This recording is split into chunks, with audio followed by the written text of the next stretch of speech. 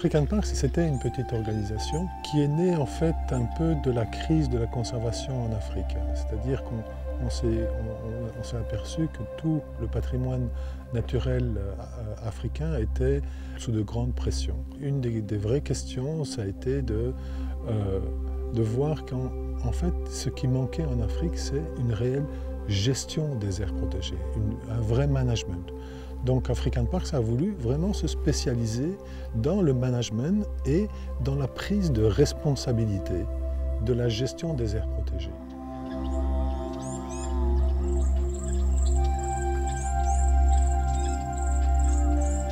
African Parks prend la totalité de la responsabilité. C'est-à-dire que si un éléphant est tué dans un parc, on est en partie responsable de ça. Le fait qu'on ait eu de bons résultats sur le continent nous a permis de grandir. Et actuellement, nous gérons 13 aires protégées en Afrique.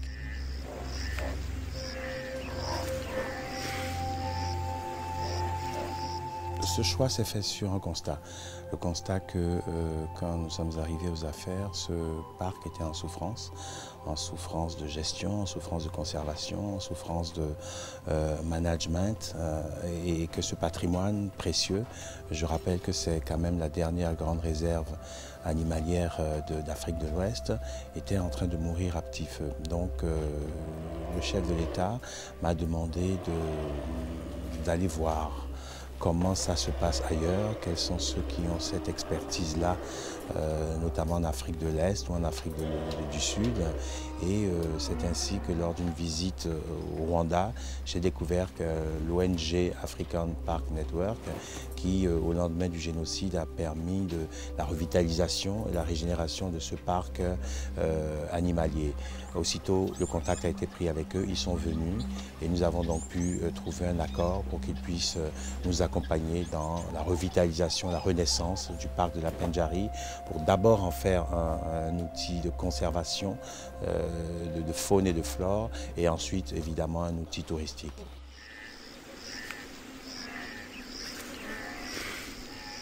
Quand on est venu la première fois au niveau de la Pendjari, on s'est bien rendu compte qu'un des problèmes majeurs était le braconnage. Et quand on a observé ce qui se passait au niveau du terrain, on a très bien vu qu'il y avait une difficulté d'assumer cette responsabilité de par les institutions qui étaient présentes, mais qu'il n'y avait pas une réelle professionnalisation du travail de protection du parc. Et donc, on a recommandé d'essayer de mettre en place une brigade spéciale pour les parcs nationaux, et chose qui a été faite et qui nous a permis tout de suite de pouvoir recruter dans la périphérie du parc de la Pendjari, de former et de permettre à ces gens d'être formés et de devenir des professionnels dans ce métier-là.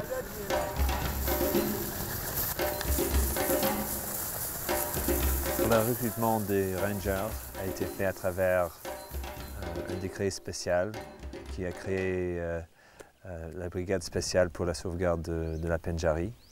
À travers ce décret, nous avons choisi de favoriser les riverains pour être nos rangers. Donc ce qu'on a fait, c'est on a travaillé à travers les avigraphes pour assurer que le maximum de riverains participaient dans le processus. On a fait une présélection de postulants qui ont participé alors dans une sélection de 2 semaines où on a arrivé à 35 rangers pour une formation. African Parks a décidé de travailler avec les eaux et forêts pour assurer la meilleure formation des gardes. On a recruté avec les eaux et forêts des officiers et des sous-officiers pour nous accompagner. Ils assurent qu'on capitalise sur toutes les connaissances locales, les connaissances des lois pour la formation des rangers. Les experts de l'anti-braconnage African Parks ont établi, à travers leur expérience, un système de formation, des procédures standards d'opération pour la formation des rangers. Et on suit ça pour assurer qu'on a le niveau, la qualité qu'on a besoin pour faire l'anti-braconnage dans le parc.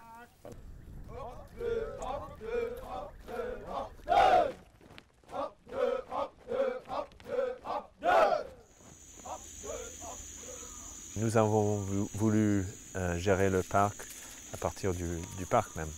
Donc on a construit une base opérationnelle à travers le plan d'urgence de la sauvegarde de la Pendjari, financé par le gouvernement du Bénin. Et on a construit la base où on est aujourd'hui.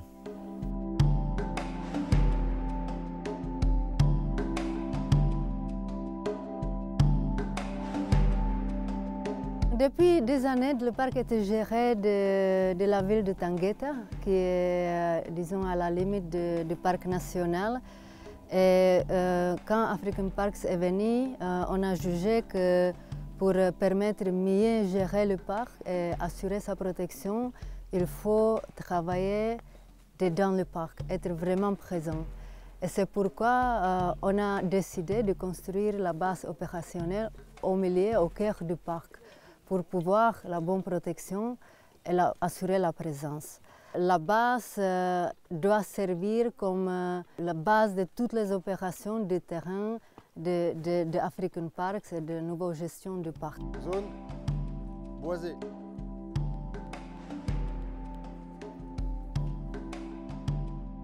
Ils ont eu une formation très poussée. Ils ont eu beaucoup de cours très intéressants pour eux, ce qui va leur servir dans leur travail. Ça passe du légal à l'éthique, jusqu'aux formations de patrouille qu'ils vont avoir dans leur travail, quelques notions de survie, tout ce qui va leur servir à effectuer leur travail dans le parc.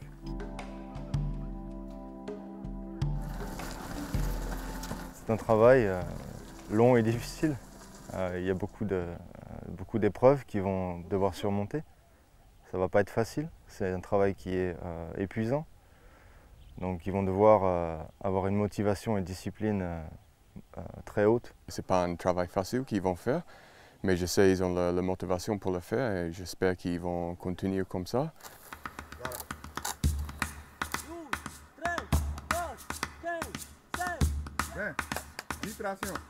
Avec les formateurs étrangers, ça a été un véritable partage d'expérience.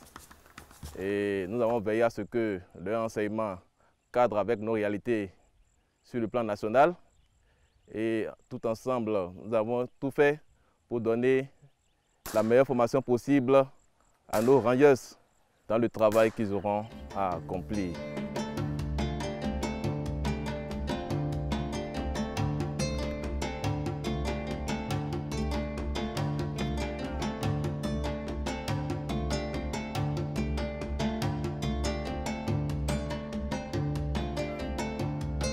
Cette première promotion des Rangers marque que le début. Pas seulement du travail important de African Parks pour sauvegarder la Pendjari, mais aussi de notre programme ambitieux de promotion de tourisme pour soutenir la vision du gouvernement béninois et surtout pour assurer la durabilité du complexe de la Pendjari.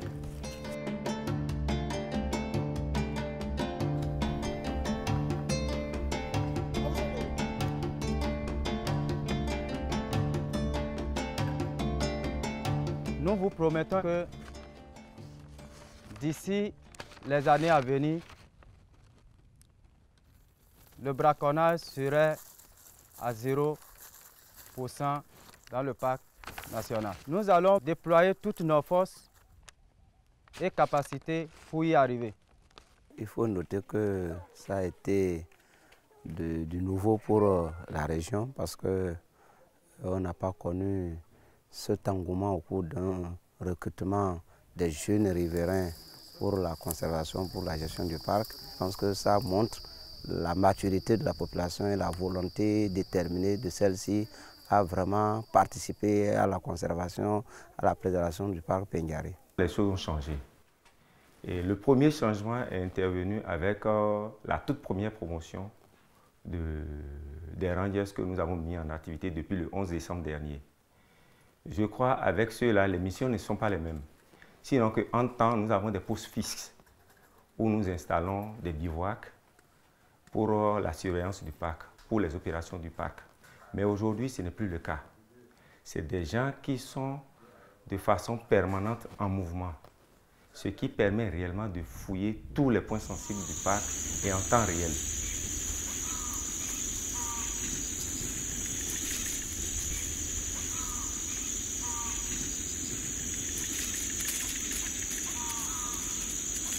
Nos activités sont accompagnées d'un aéronef, un ULM, qui nous permet de faire le tour pour observer un peu ce qui se passe dans tout le parc.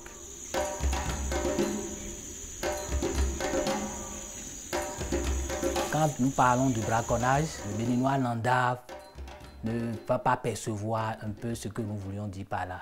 À titre d'exemple, je vais vous présenter un peu le résultat des activités de lutte anti-braconnage que nous avions dans le parc. La plupart des scellés saisis sont transférés au tribunal et sont maintenus là-bas. Il y a également les coucous pour les machettes. Vous avez des pioches, des haches. Vous avez aussi des pointes d'éléphants d'ivoire saisis. Il faut comprendre que ces braconniers font dans le parc avec un dispositif bien important. C'est le cas du panneau solaire que vous avez vu ici.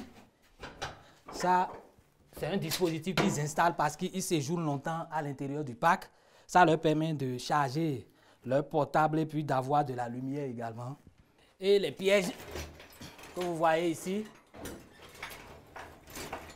pour les grands mammifères. Au vu de tout ça, vous pouvez comprendre l'importance du travail abattu par les équipes de surveillance de lutte anti-braconnage pour la sauvegarde du parc. La piste d'atterrissage qu'on a décidé de construire dans le parc est très importante pour assurer les opérations de terrain.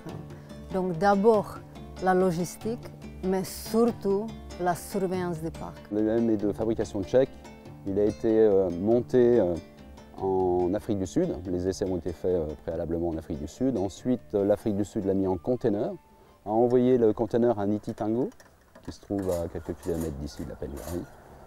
À l'aérodrome de la Titango, on a assemblé l'ULM, c'est-à-dire qu'on avait les ailes qui étaient à côté, ce côté dans le conteneur, avec l'empennage et l'hélice. Il a suffi qu'on assemble l'empennage à l'arrière, les ailes, faire les connexions, carburant, les connexions électriques, régler l'hélice, poser l'hélice, faire une check moteur, et ensuite j'ai fait les essais autour de la piste.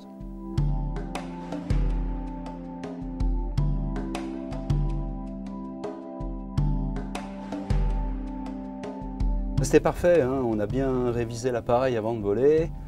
J'avais fait tourner préalablement le moteur au sol, donc j'avais contrôlé toutes les températures, fait le tour, l'ensemble de l'appareil. Écoutez, je connais cet appareil déjà préalablement, il vole très très bien.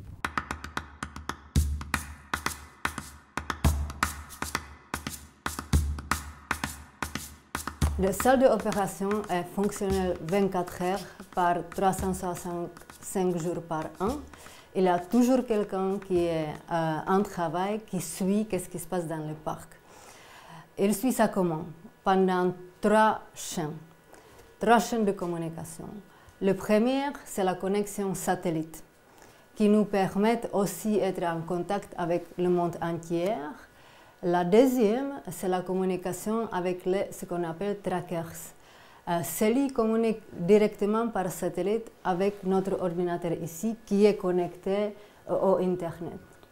Chaque équipe de garde ou chaque voiture qui se déplace ont un petit appareil qui est connecté au satellite via GPS et un émetteur satellitaire tout le temps. Donc ici, dans cette salle, on peut voir chaque équipe, où ils sont et qu'est-ce qu'ils font. On peut même communiquer par le petit texte avec eux directement. Donc au cas où ils voient quelque chose, une activité illégale, un comportement des animaux bizarres, une autre action qui a besoin d'intervention rapide, on a une information directement. Il y a une autre chaîne, numéro 3 qu'on utilise pour la communication, et c'est le système VHF, radio VHF. Cette radio, ils ont aussi un petit GPS dedans qui nous permet, par un logiciel spécial, de suivre le radio dans le terrain. Chaque soir, Une équipe se trouve ici dans la salle de contrôle avec les responsables de lutte anti-braconnage. On regarde où sont les équipes, où sont les menaces, quelle est l'information qu'on a obtenue du terrain et on donne instruction à chaque équipe chaque jour où il doit intervenir. He's falling, he's falling, he's falling.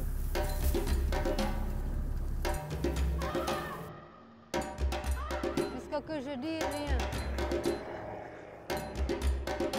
Okay, can you indicate us direction?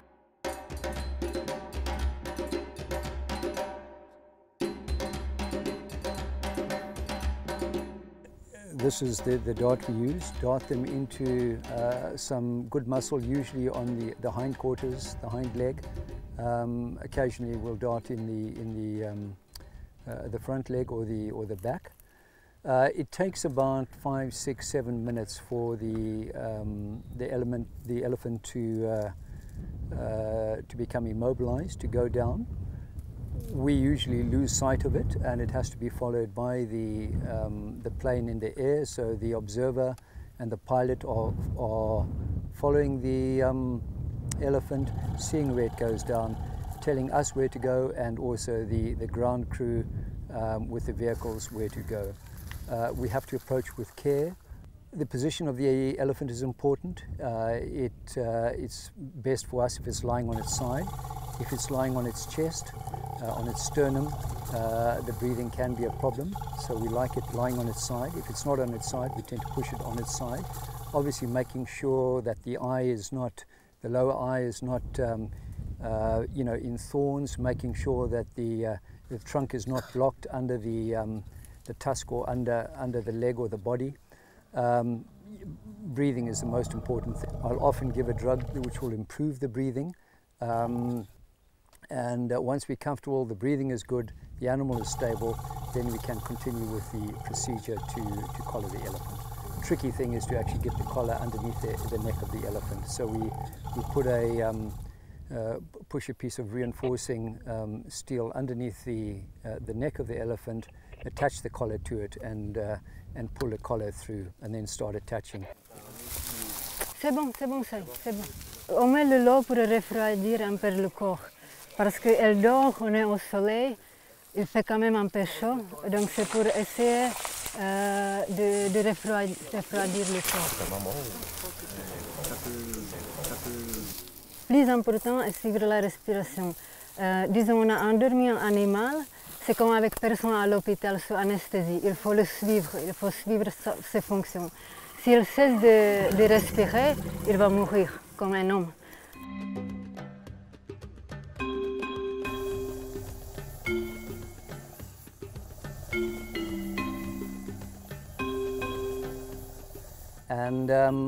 And finally, when we finish with the collaring, we've done everything that's necessary. We'll move off with the vehicle and the people. We give the antidote, and about 2 minutes later, the elephant will stand up.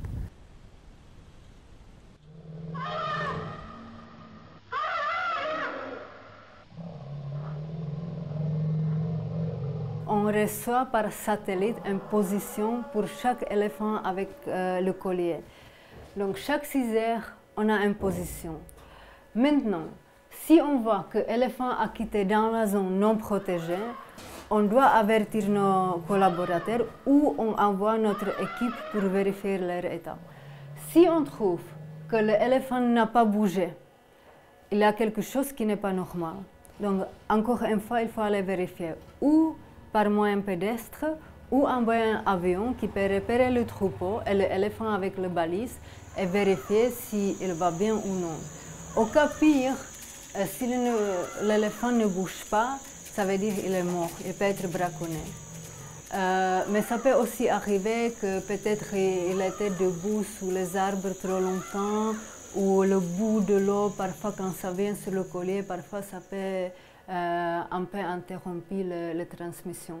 Mais dans tous les cas, si elle ne bouge pas pendant un certain temps, on va vérifier.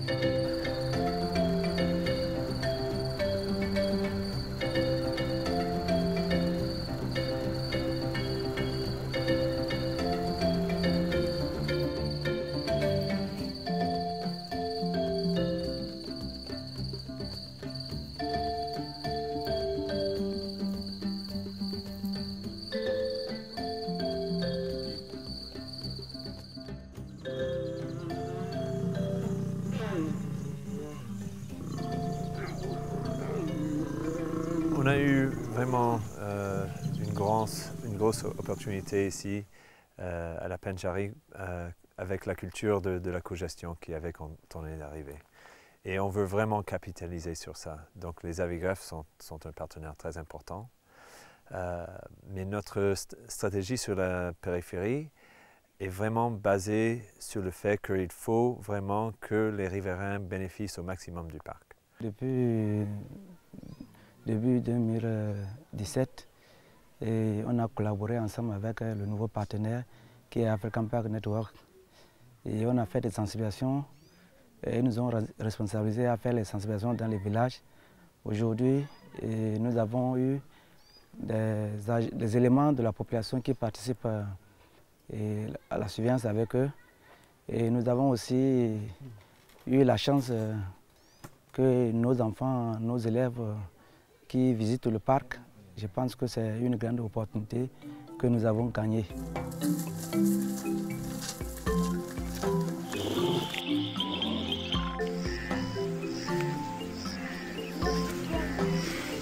Les enfants sont un bon vecteur de sensibilisation.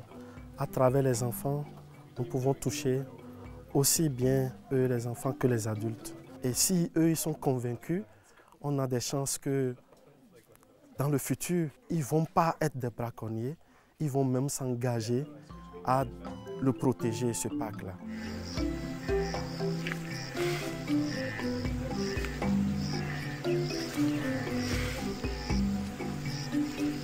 Si on veut pouvoir assumer que la périphérie, par exemple, du parc, qui va passer de 40 à 50 000 personnes à 100 000 personnes dans les 10, 15, 20 prochaines années, il faut qu'on permette à ces gens-là d'avoir accès à de nouvelles économies. Et pour avoir accès à de nouvelles économies, il faut également être mieux éduqué, plus formé. Et donc, les deux éléments, travailler sur l'économie, les filières qu'on pourrait apporter et travailler sur l'éducation. Le troisième élément environnemental, on n'en a pas beaucoup parlé, mais si on regarde ce qui se passe au niveau de la périphérie actuellement, il y a une très forte dévalorisation des sols. Il y a une agriculture expansive importante qui, à la longue, ne pourra pas continuer, il n'y aura plus d'espace. Donc il faut arriver à investir dans la terre, dans le sol, de manière à pouvoir rendre ce sol plus productif.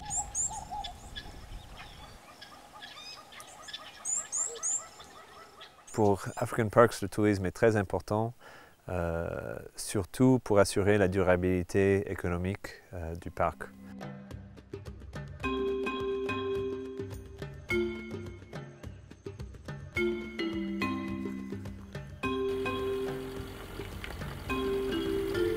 Nous, ce qu'on propose ici aux touristes, c'est un hébergement, et pas uniquement un hébergement, c'est vraiment une expérience. Les clients sont accueillis et hébergés dans des tentes avec tout le confort nécessaire. Donc on a actuellement 5 tentes qui peuvent héberger entre 10 et 13 personnes. On a des lits doubles pour les couples et des lits séparés si jamais il y a des amis qui viennent ensemble. Le lodge, il faut savoir que on fonctionne sur panneaux solaires et on est sur un forage pour avoir un minimum d'impact sur la nature. Donc dans le principe de l'éco-lodge. Ce qu'on veut ici, c'est que les clients se sentent à l'aise, un petit peu comme à la maison, qu'ils aient ce lien entre la nature et l'intimité avec la personne qui les reçoit.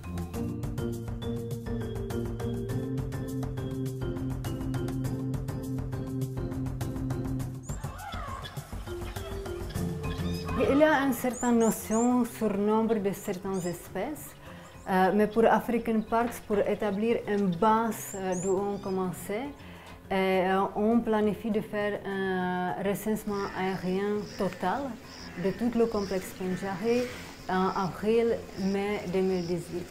Ça va nous permettre de comprendre les tendances pendant quelques années, les tendances générales de certaines espèces. Et ça va aussi servir comme un indicateur de notre travail.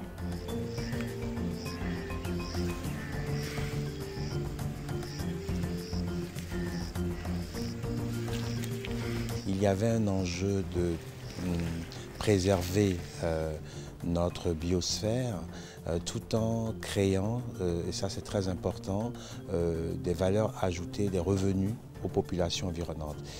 Pour préserver cette faune et cette flore, il faut à tout prix générer des revenus, diversifier l'activité pour arrêter la pression sur la faune et la flore. Donc le parc est un bel exemple de comment on peut faire du vivre ensemble entre les humains que nous sommes et puis les animaux qui font partie complètement de cette planète et avec lesquels il faut faire une vraie cohabitation. Revitaliser, donner de la nourriture et du travail aux populations environnantes et ensuite inviter le tourisme à se développer et tout ça évidemment a pour but de créer de l'emploi et de créer de la richesse.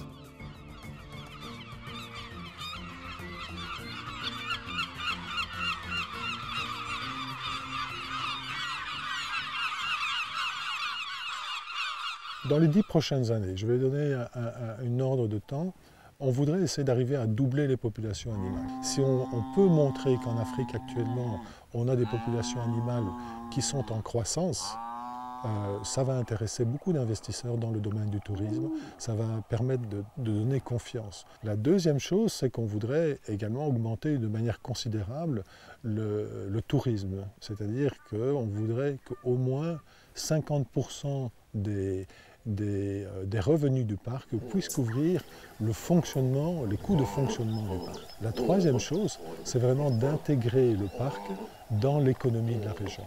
Et c'est essentiel qu'on arrive en parallèle à développer toute une série de métiers qui vont accompagner le développement du parc, de manière à ce que celui-ci devienne un élément qui soit soutenu et intégré dans la région.